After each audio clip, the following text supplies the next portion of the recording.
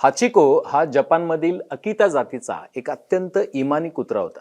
1920च्या दशकात तो प्राध्यापक हिदेसाबुरो युएनो यांच्यासोबत टोकियोमध्ये राहायचा. हाचिकोचा रोजचा नियम होता. दररोज सकाळी प्राध्यापक युएनो कामासाठी बाहेर पडायचे तेव्हा हाचिको त्यांना सोडायला शिबुया या रेल्वे स्टेशनपर्यंत जायचा. संध्याकाळी जेव्हा प्राध्यापक कामावरून परत यायचे तेव्हा हाचिको आधीपासूनच तिथं त्यांची वाट पाहत उभा असायचा. हा नित्यक्रम वर्षभर सुरळीत चालू होता. पण एके दिवशी अचानक घडलं असं की विद्यापीठात शिकवत असताना प्राध्यापकांना ब्रेन हॅमरेजचा झटका आला आणि त्यातच त्यांचं निधन झालं. ते कधीही स्टेशनवर परतलेच नाहीत. नेहमीप्रमाणे हाचिको मात्र संध्याकाळी स्टेशन बाहेर आपल्या मालकाची वाट पाहत उभा होता. मालक परत न आल्यानं तो दुसऱ्या दिवशी गेला, तिसऱ्या दिवशी गेला. असं करत करत तो तब्बल 9 वर्ष 9 महिने आणि 15 दिवस रोज संध्याकाळी स्टेशनवर ट्रेन येण्याची आणि मालक बाहेर येण्याची वाट पाहत राहिला. शेवटी एका दिवशी वयाच्या 11व्या वर्षी या निष्ठावान कुत्र्याचा शिबुया स्टेशनवरच मृत्यू झाला. संपूर्ण जपानला हा प्रकार समजल्यावर ते हळहळले. कुत्र्याची ही अनोखी निष्ठा पाहून जपानमधील लोकांनी स्टेशन बाहेर त्याचा तांब्याचा पुतळा उभारला, जो आजही सर्वांना त्याच्या प्रामाणिकपणाची आणि प्रेमाची आठवण करून देतो. आता दुसरी गोष्ट. महाराणा प्रताप हे मेवाडच्या सिसोदिया घराण्यातील सर्वात शूर शासक होते. अकबराच्या नेतृत्वातील मुघल साम्राज्याविरोधात त्यांचा प्रतिकार सर्वश्रुत आहे. त्यांच्या सैन्यात जसं एकनिष्ठ सहकारी होते तसाच एक रामप्रसाद नावाचा हत्तीही होता. रामप्रसाद हा महाराणा प्रताप यांचा युद्ध हत्ती होता. त्याची ओळख शौर्य आणि अंतर्ज्ञानासाठी होती. हळदी घाटीच्या लढाईत रामप्रसादनं असामान्य शौर्य दाखवलं. त्यानं ताकदीनं मुघल सैन्यावर हल्ला केला. अखेर रामप्रसादला लढाई दरम्यान घेरण्यात आलं. त्याला पकडून अकबरासमोर हजर करण्यात आलं. त्याची महारत आणि ख्याती कानावर होतीच, त्यामुळे अकबरानं त्याच्या उत्तम खाण्यापिण्याची सोय केली. त्याचं नाव बदललं आणि पीरप्रसाद ठेवलं. पण रामप्रसादनं हे सर्व नाकारलं. अन्नपाणी सोडून दिलं. रामप्रसादची निष्ठा इतिहासात कायम राहिली.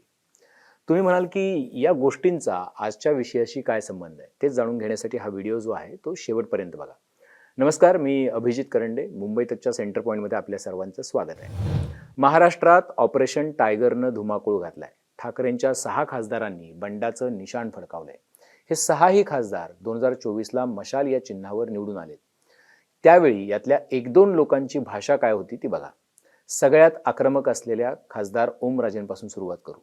हे धाराशिवचे खासदार आहेत. मी कोट करतोय. देशात राजकीय द्वेषातून ईडी आणि इन्कम टॅक्स सारख्या सरकारी यंत्रणांचा गैरवापर केला जातोय. आजपर्यंत भाजपच्या एकाही नेत्यावर कारवाई होत नाही, मग केवळ विरोधकांवरच कारवाया कशा होतात? आता दुसरं बघतोय बघा.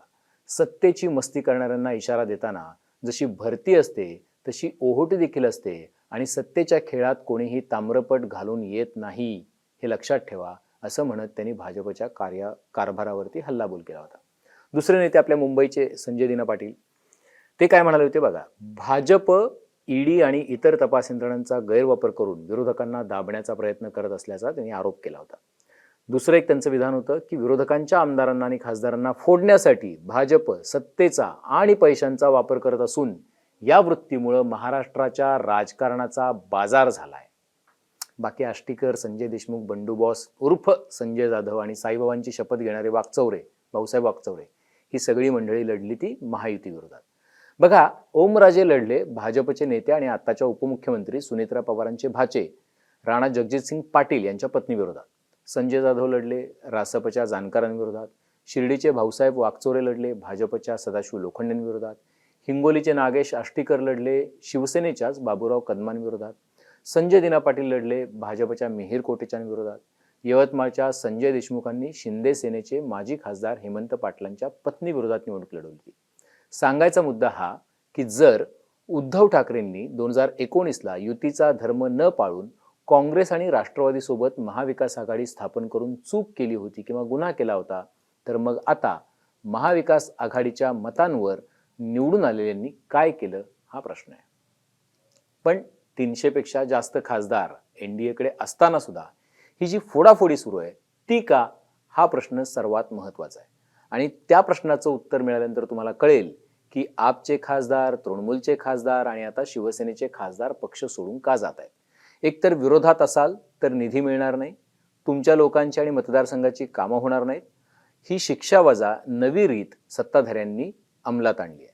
त्यामुळे मतदारसंघात विकास कामांना खीळ बसते, निधी न मिळाल्यानं वैयक्तिक नुकसान नेत्यांचं होतं, म्हणजे विरोधातल्या, आणि कार्यकर्त्यांना खुश ठेवता येत नाही. हा प्रॉब्लेम अगदी चांद्यापासून बांद्यापर्यंत मध्ये सगळ्या विरोधकांना सहन करावा लागतो. शिवाय काही ठिकाणी ईडी, आयटी, सीबीआय आणि मग अगदीच उरलं तर पोलीस खात्याचा ससेमेराही अनेक नेत्यांच्या पाठीचा कणा लवचिक करतोय. पण परत मुद्दा तोच की 300 पेक्षा जास्त खासदार असताना सत्ताधाऱ्यांना हा भस्म्या रोग का झालाय? त्याचं उत्तर 2029च्या निवडणुकीत आहे. बघा, भाजपची आत्ता 20 पेक्षा अधिक राज्यात सत्ता आहे, पण केंद्रात ते बहुमतापासून दूर आहेत.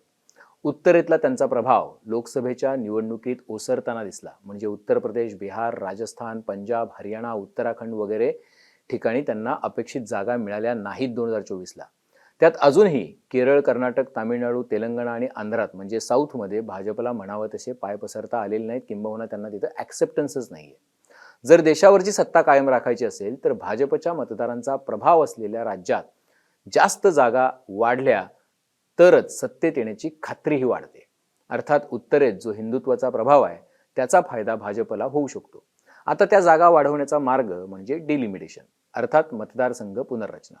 खरं तर ते झालं पाहिजे ताज्या ताज्या जनगणनेनुसार. म्हणजे आत्ता जे लोक तुमची जनगणना करायला घरात येत आहेत त्यांनी जे आकडे सबमिट केल्यानंतर आपल्या देशाची जी पूर्ण जनगणना होईल त्यानंतर म्हणजे 2021च्या जनगणनेनुसार ते खरं तर झालं पाहिजे.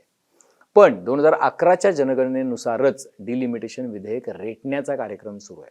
तसं झालं तर लोकसभेतल्या जागा होतील 850 आणि जी उत्तरेतली 10 राज्य आहेत जी भाजपला फेवरेबल आहेत त्यात जागा होतील, म्हणजे उदाहरणार्थ सर्वाधिक यूपी आणि बिहार या 2 राज्यात जागा होतील 222 आणि दक्षिणेतल्या 5 राज्यात मिळून जागा होतील 164.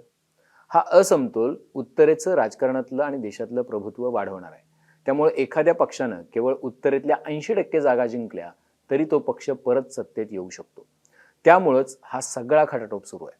त्याच अजेंडेचा भाग म्हणून आधी आम आदमी, नंतर तृणमूल आणि आता शिवसेना आणि भविष्यात कदाचित राष्ट्रवादी सकट इतर रिजनल पक्षांवरही अशीच गाज पडू शकते. आता महत्त्वाचा पाठ बघा. एकदा हे डिलिमिटेशन विधेयक विरोधकांनी हाणून पाडले, कारण सरकारकडे संविधानिक तरतूद बदलण्यासाठीचं 2/3 बहुमत नव्हतं. त्यासाठी लोकसभेत 363 खासदारांचं बळ लागतं. एनडीएकडे होते 313, त्यात आता तृणमूलचे 20 आणि शिवसेनेचे 6 ॲड करा. आता काँग्रेसपासून दुरावलेली डीएमके वेगळा निर्णय घेऊ शकते. त्यामुळं हा सगळा राडारोडा सुरू आहे.